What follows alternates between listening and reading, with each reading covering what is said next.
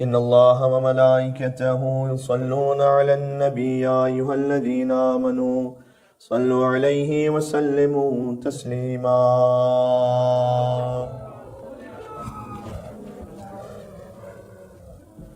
بسم الله الرحمن الرحيم.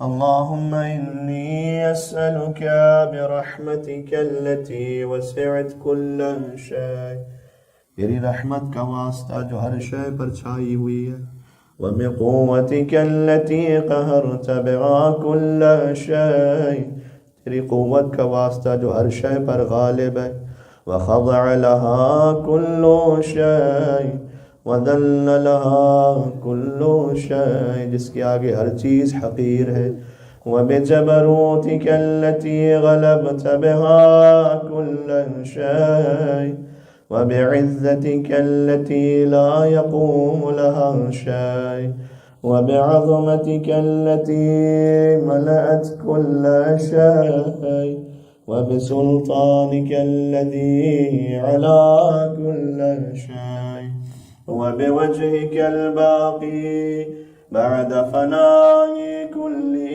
शय वबिअस्माइक अल्लती मलअत अर्कान कुल्लि शय वबिइल्मिक अल्लज़ी अहात बिकुल्लि शय वबिनूर वजहिक अल्लज़ी अज़ाग़ लहु कुल्लु शय या नूरो या क़ुद्दूस या नूरो या क़ुद्दूस या अव्वलल अव्वलीन व या आखिरल आखिरीन। अल्लाहुम्मा अग़फ़िर लिय ज़ुनूब अल्लती तहतिकुल हिसाब, अल्लाहुम्मा अग़फ़िर लिय ज़ुनूब अल्लती तुनज़िलुन निक़ाब, अल्लाहुम्मा अग़फ़िर लिय ज़ुनूब अल्लती तुग़य्यिरुन निआम, उन गुनाहों को माफ़ कर दे जो नेमतों को आफतों में बदल देते हैं। अल्लाहुम्मा अग़फ़िर लिय ज़ुनूब अल्लती तहबिसुद दुआ, अल्लाहुम्मा अग़फ़िर लिय ज़ुनूब अल्लती तुनज़िलुल बला, अल्लाहुम्मा अग़फ़िर ली कुल्ल ज़ंबिन अज़नबतु व कुल्ल ख़तीयतिन अख़्तातुहा, अल्लाहुम्मा इन्नी अतक़र्रबु इलैका बिज़िक्रिक वअस्तशफ़िअु बिका इला नफ़्सिक वअस्अलुका बिजूदिका अन तुदनियनी मिन क़ुर्बिक वअन तुज़िअनी शुक्रक वअन तुल्हिमनी ज़िक्रक। अल्लाहुम्मा इन्नी अस्अलुका सुआल ख़ाज़िअ मुतज़ल्लिल ख़ाशिअ अन तुसामिहनी व तरहमनी व तजअलनी बिक़िस्मिका राज़ियन क़ानिअ व फ़ी जमीइल अहवालि मुतवाज़िअ। अल्लाहुम्मा वअस्अलुका सुआल मन इश्तद्दत फ़ाक़तुहु व अंज़ल बिका इंद अश्शदाइदि हाजतुहु व अज़ुम फ़ीमा इंदका रग़बतुहु। अल्लाहुम्मा अज़ुम सुल्तानुक व अला मकानुक व ख़फ़िया मकरुका व ज़हरा अम्रुक वग़लब क़हरुक वजरत क़ुदरतुक वला युमकिनुल फ़िरार मिन हुकूमतिक। अल्लाहुम्मा ला अजिदु लिज़ुनूबी गाफ़िरा वला लिक़बाइही सातिरा वला लिशैइन मिन अमलियल क़बीह बिलहसन मुबद्दिलन गैरक ला इलाहा इल्ला अंत सुब्हानक व बिहम्दिक ज़लमतु नफ्सी ज़लमतु, एक मर्तबा और ज़लमतु وتجرأت بجهلي وسكنت إلى قديم ذكرك لي ومنك علي. اللهم مولاي كم من قبيح سترت وكم من فادح من البلاء أقلت وكم من عثار وقيت وكم من مكروه دفعت وكم من ثناء جميل لست أهلا له نشرت. اللهم عظم بلائي وأفرت بي سوء حالي وقصرت بي أعمالي وقعدت بي أغلالي وحبسني عن نفعي بعد آمالي وخدعتني الدنيا بغرورها. दुनिया ने अपनी नरंगियों से मुझे धोखा दिया है परवरदिगार। वनफ्सी बिजनायतहा वमिताली या सय्यदी फअस्अलुका बिइज्जतिक अल्ला यहजुब अन्का दुआई सूअ अमली व फ़िआली। बस मैं तेरी इज्जत का वास्ता देकर मदद चाहता हूँ कि मेरी दुआ तक तेरी बारगाह तक पहुँचने में मेरे बुरे अमाल रुकावट न बने। वला तफ़ज़हनी बिख़फ़ी मत्तलअत अलैहि मिन सिर्री वला तुआजिलनी बिलउक़ूबति अला मा अमिलतुहु फ़ी ख़लवाती मिन सूइ फ़िअली व इसाअती व दवाम तफ़रीती व जहालती व कथरति शहवाती व गफ़लती वकुन अल्लाहुम्मा बिइज़्ज़तिक ली फ़ी कुल्ल अल-अहवाल रऊफ़ा वअलैय फ़ी जमीअल उमूरि अतूफ़ा। इलाही व रब्बी मन ली गैरुक अस्अलुका कश्फ़ ज़ुर्री वन्नज़र फ़ी अमरी।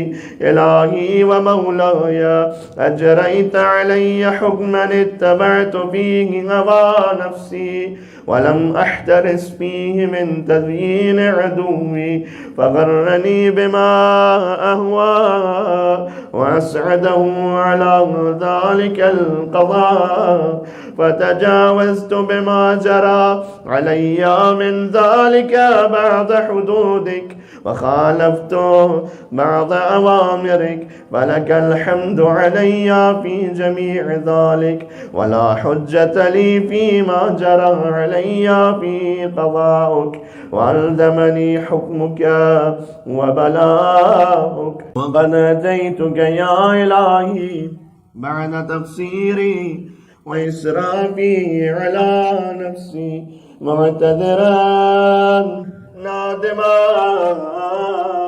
मुनकसिरन मुस्तक़ीला मुस्तग़फ़िरन मुनीबा मुक़िर्रन मुज़अिनन मुअतरिफ़ा ला अजिदु मफ़र्रम मिम्मा कान मिन्नी। जो कुछ मुझसे सरज़द हुआ है अब बच निकलने की कोई राह नहीं है। वला मफ़ज़अन अतवज्जहु इलैहि फ़ी अमरी, न कोई पनाहगाह है जिसमें अपनी परेशानी में उसका रुख करूँ। गैर क़बूलिक उज़री, सिवाय इसके कि तू मेरी माज़रत कबूल फरमा ले। व इदख़ालिक इय्या फ़ी सअति रहमतिक, और मुझे अपनी रहमत के वसी दामन में ले ले। अल्लाहुम्मा फ़क़बल उज़री वरहम शिद्दत दुर्री, मेरी तकलीफ की सख्ती पर रहम फरमा।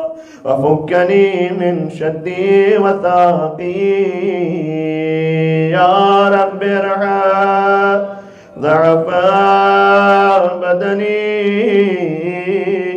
या रब्बि इरहम ज़अफ़ बदनी वरिक़त जिल्दी वदिक्कत अज़मी, मेरी हड्डियों की कमज़ोरी पर रहम फरमा।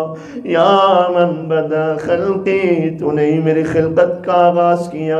व ज़िक्री, और हमेशा मुझे याद रखा। व तरबियती, और मेरी तरबियत फरमाई। व बिर्री, हमेशा मेरे साथ भलाई की। व तग़नियती, और तूने ही मुझे ग़िज़ा खिलाई। हबनी इब्तिदाए करमे, जैसे पहले तू करम करता है।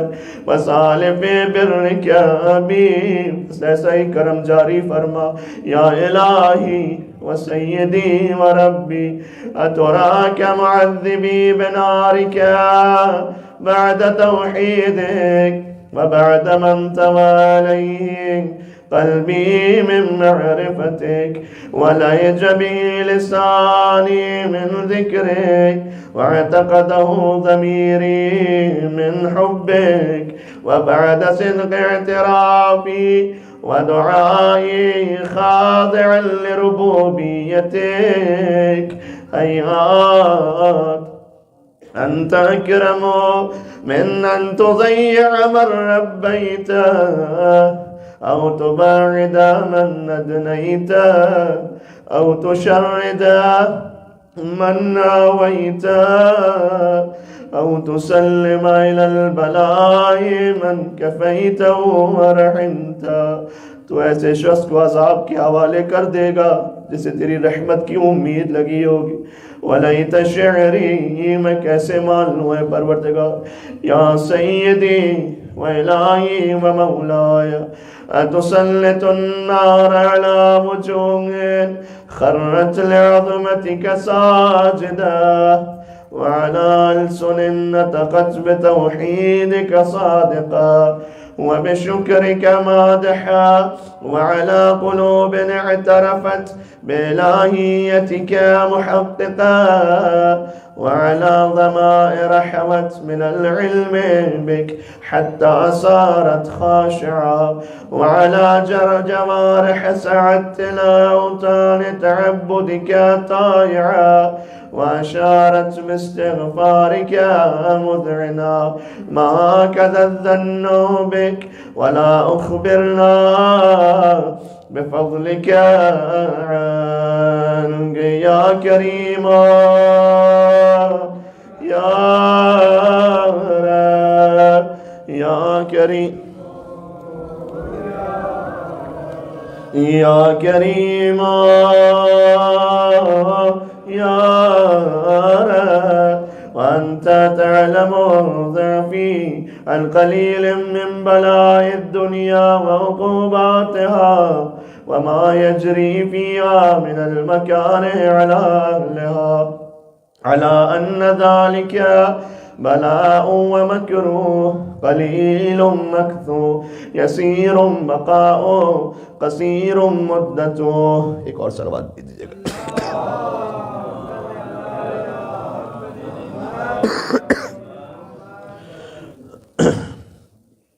फ़कैफ़ इह्तिमाली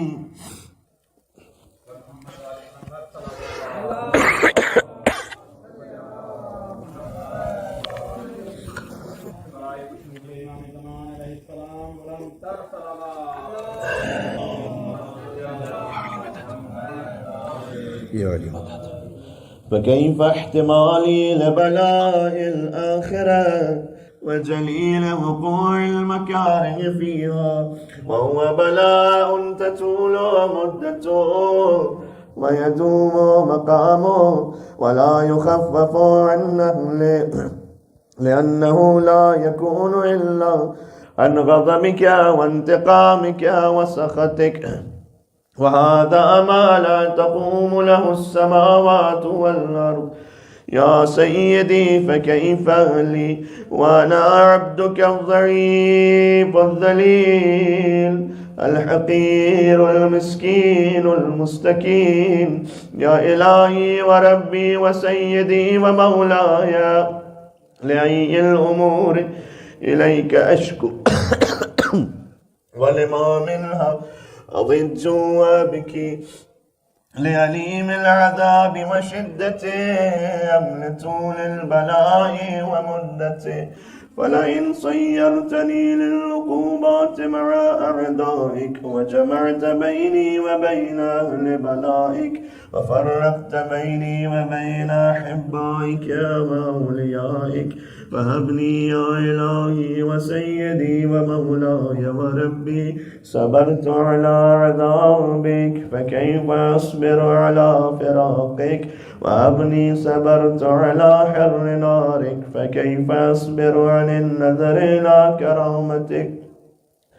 أم كيف أسكن في النار ورجائي عفوك، فبعزتك يا سيدي ومولاي أقسم صادقا لئن تركتني ناطقا لأضجن إليك بين أهلها زجيج الآملين، ولأصرخن إليك صراخ المستصرخين، ولأبكين إليك بكاء الفاقدين، ولأنادينك أين كنت يا ولي المؤمنين، يا غاية آمال العارفين، يا غياث المستغيثين، يا غياث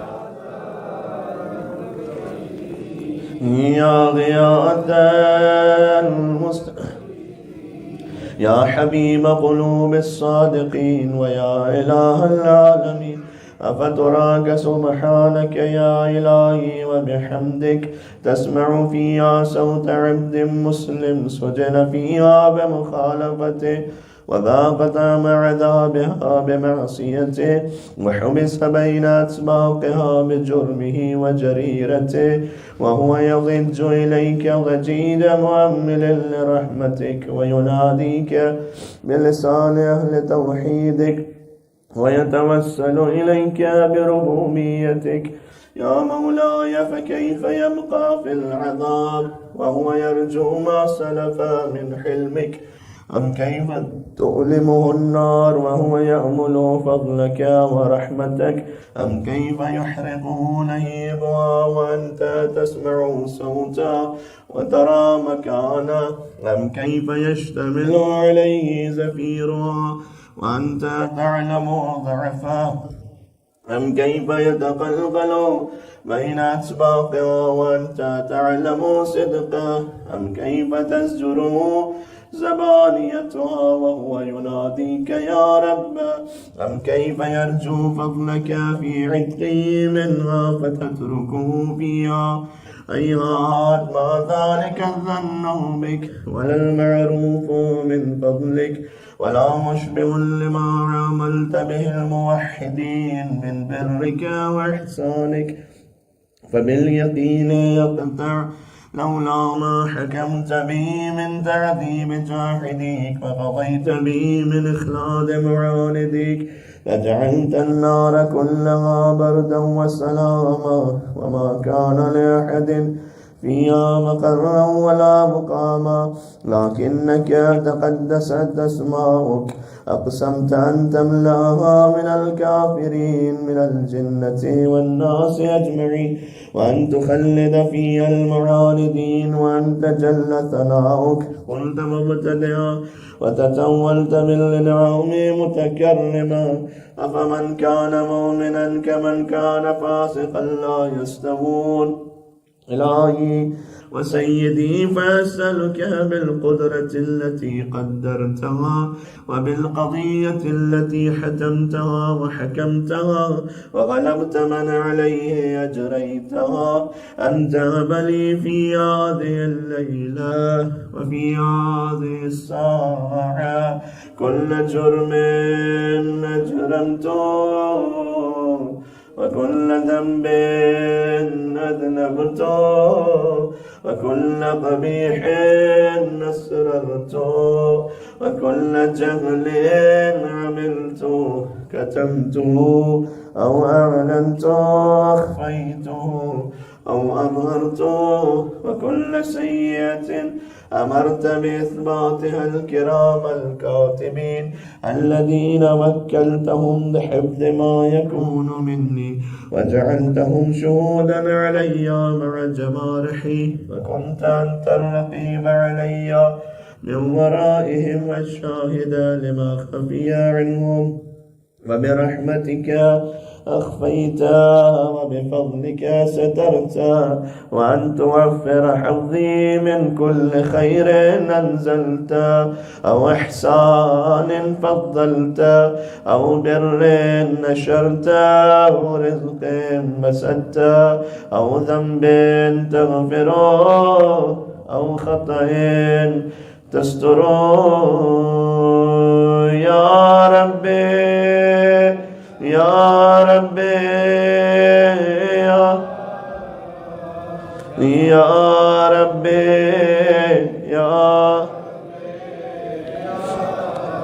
يا إلهي وسيدي ومولاي ومالك رقي، يا من بيدي ناصيتي، يا عليما بضري ومسكنتي، يا خبيرا بفقري وفاقتي. يا ربي يا رب يا ربي يا ربي، أسألك بحقك وقدسك وعظم صفاتك وأسمائك परवरदिगार तेरे हक का तुझे वास्ता कि मेरे दिन और रात की औकात को अपनी याद से मामूर कर दे और मुझे अपनी इताअत में लगा दे।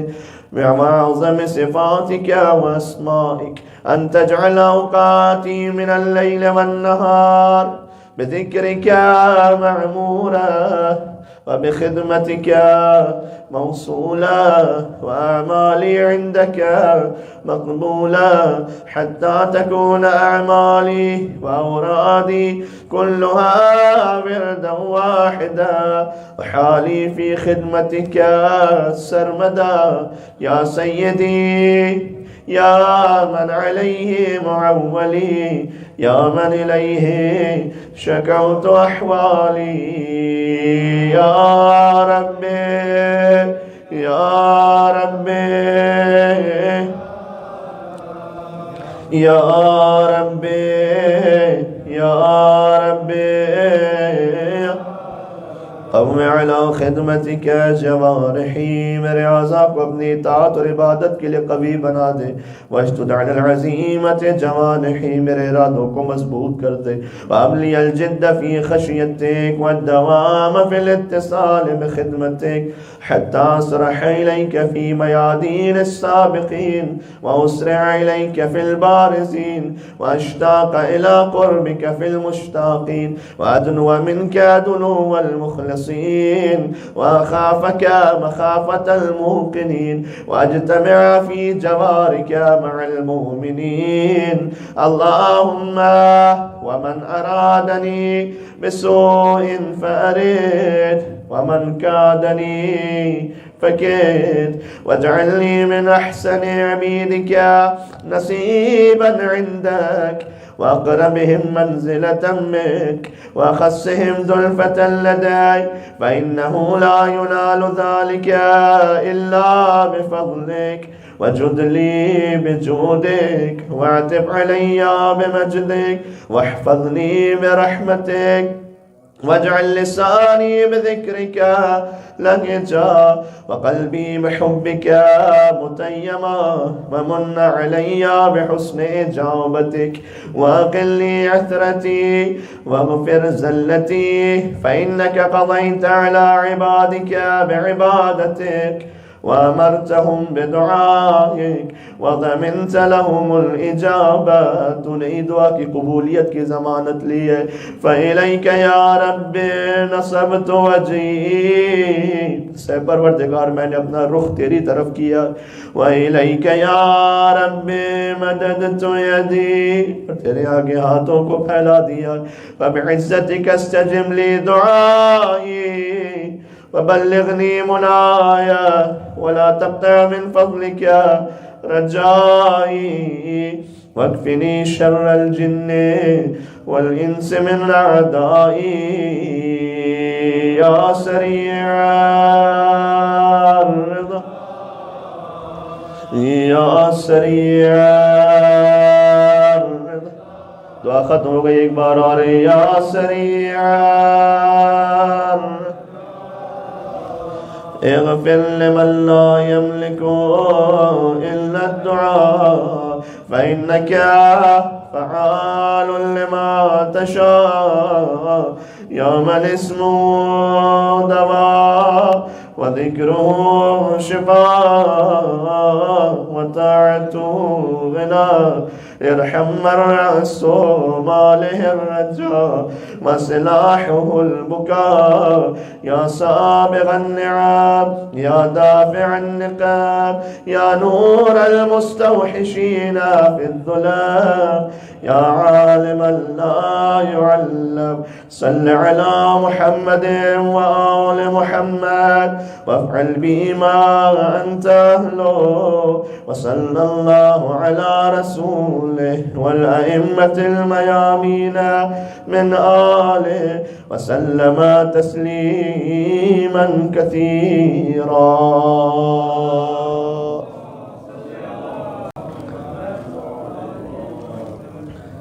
فاطم لو خلت الحسین مجدلا، اے سیدہ کاش آپ فرات پر حسین کے ساتھ ہوتے ہیں. وقت مات عطشانا بشت فرات، کہ جب حسین کو شت الفرات پر پیاسا مارا جا رہا تھا. یہ وہ اشعار ہیں جو امام رضا علیہ السلام کے سامنے پڑھے گئے تھے. دیبل نے اشعار پڑھے، پھر سے ترجمہ سناتا ہوں. اے سیدہ کاش آپ فرات پر حسین کے ساتھ ہوتے ہیں، کہ جب حسین پیاسے مارے جا رہے تھے.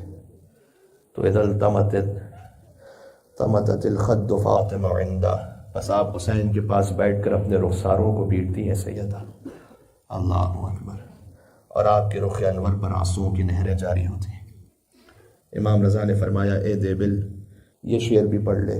وقبر بطوس یا لہا من مصیبت، اے بی بی فاطمہ جب آپ فرات پر حسین کو رو چکے ہیں تو ایک قبر طوس میں بھی ہے. الحت علی الاحشاء فی الحرکات، کہ جب اس مصیبت پر گریا ہو تو کلیجے جل کر خاک ہو جاتے ہیں. علی ابن موسیٰ ارشد اللہ امرہ، اے بی بی وہ آپ کے فرزند علی ابن موسیٰ رضا کی قبر ہے. وصلی علیہ افضل الصلوات، کہ جن پر اللہ کی جانب سے بہترین درود و سلام ہے. یہ مرثیہ ہو رہا تھا کہ پردے کے پیچھے سے بیویاں دھاڑے مار کر رونے لگے. مولا رضا کی کنیز باہر آئی، فرمایا کہ اس مصرے کو نہ دہرانا اے دیبل، قیامت برپا ہو گئی ہے. عزیز و حق بھی یہی ہے کہ جب حجت خدا کی شہادت کی خبر ہو تو ایسے ہی گریا ہو. اے بی بی معصوم قم، میں دست ادب جوڑ کر مومنین کی جانب سے شہادت کی روایت پر پھر سے پرسہ پیش کرتا ہوں آپ کو. آپ شہر قم کی بی بی زینب ہے. انگوروں میں زہر ملا کر آپ کے بھائی کو شہید کیا گیا. جتنے رضوی سادات بالخصوص تقوی سادات یہاں موجود ہیں وہ سب امام رضا کی اولاد میں سے ہیں. لیکن کربلا کی زینب خواہر حسین وہ ایک پہاڑی سے فریاد کرتی تھی نانا صلی علیک ملائکۃ السماء، آپ پر آسمان کے ملائکہ نے نماز پڑھی. وہذا حسین بالعراء، یہ آپ کا حسین ہے کہ جو جنگل میں مسلوب العمامہ، عمامہ چھین لیا گیا ہے. مقطع الاعضاء، اعضاء کاٹے جا رہے ہیں. یا اللہ. عزیزوں، مولا رضا نے ارسمہ کو فرمایا تھا کہ میرا غسل و کفن ہو جائے تو تم اندر آنا. مامون میری تجہیز و تکفین کا اہتمام کرنا چاہے گا لیکن تم اسے کرنے نہیں دینا. اس سے کہنا کہ اگر تو نے جنازے کو ہاتھ بھی لگایا نا تجھ پر عذاب نازل ہوگا. بس خدا کی مصلحت یہ تھی کہ مولا رضا کا جنازہ بھی مامون کے شر سے محفوظ رہا اور حسین کا لاشا کربلا کی جلتی ریت پر گھوڑوں کی ڈابوں تلے روندا جاتا رہا.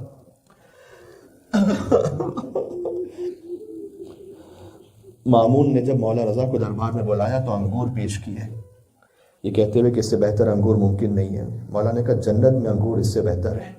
اس نے کہا فرزند رسول کیا آپ مجھ پہ شک کر رہے ہیں؟ مولا نے کہا ہمیں یقین ہے کہ امر الہی سے اس وقت دنیا میں ہمارا وقت پورا ہو چکا ہے. یا اللہ. یہ کہہ کر 2 دانے مولا نے تناول فرمائے، اٹھ کر جانے لگے. اس نے کہا کہاں جا رہے ہیں فرزند رسول؟ امام نے کہا جہاں تو نے بھیجا ہے وہی جا رہا ہوں. مولا بیت الشرف میں پہنچے، کروٹیں بدلتے رہے. بالآخر مولا رضا کو قضا آ گئی، اس دنیا سے کوچ فرمایا. امام جواد یتیم ہو گئے. یا امام جواد ہمارا پرسہ قبول فرمائیے گا. سر پر یتیمی کی خاک آ گئی. لیکن مولا اونٹوں سے باندھ کر شہر شہر تو نہیں پھرایا گیا، گلے کو رسیوں میں تو نہیں جکڑا گیا. ہائے حسین کی یتیمہ جسے پہلا پرسہ شمر نے دیا، دوسرا عمر سعد نے دیا، تیسرا پرسہ خولی نے دیا، جسے باپ کے لاشے پر سونے کی جگہ نہیں مل سکی، جو باپ کے قدموں پر سر رکھ کر سو گئی۔ حارث ماں کہتے ہیں چونکہ روایت کے مطابق شب شہادت ہے، لہٰذا میں امام کی شہادت پوری پڑھ دوں۔ کہتے ہیں کہ خیمہ نصب میں نے دیکھا کہ اس میں غسل و کفن دینے کی آوازیں آ رہی ہیں۔ غسل و کفن تمام ہوا، حارث ماں نے مولا مامون سے اس کی وصیت کا ذکر کیا مولا کی کہ جنازے کو ہاتھ نہ لگانا۔ اعلان عام ہوا کہ ولی عہد دنیا سے چلے گئے، سب لوگ نماز جنازہ میں شریک ہوں۔ ایک جنازہ وہ ہو چکا تھا جو امام جواد علیہ السلام پڑھ چکے تھے۔ یا اللہ، اب جب جنازہ اٹھا ہے تو سوچو اس جنازے میں کون کون امام رضا کے جنازے میں ہے۔ آئے ہیں جنازے پہ نبی شاہ امم بھی، کلثوم رقیہ بھی ہے معصومہ قم بھی، وہ بی ہے کربل میں جلی جس کی ابا ہے، مظلوم و بے وطن یہ میرا مولا رضا ہے، صبا کے کرو بین دعائی ہے دعائی، ایک بیوی عزادار یہاں شام سے آئی، لپٹی ہے جنازے سے نہیں سر پہ ردا ہے، مظلوم و بے وطن یہ میرا مولا رضا ہے، مامون عباسی کی عنایت ہے یہ لوگوں، آل پیمبر سے عداوت ہے یہ لوگوں، سیدوں پہ ذرا دیکھو یہ امت کی وفا ہے، خیر النساء کے لال کے ماتم کی صدا ہے، مظلوم و بے وطن یہ میرا مولا رضا ہے۔ وَسَيَعْلَمُ الَّذِينَ ظَلَمُوا آلَ مُحَمَّدٍ أَيَّا مُنْقَلَبٍ يَنْقَلِبُونَ۔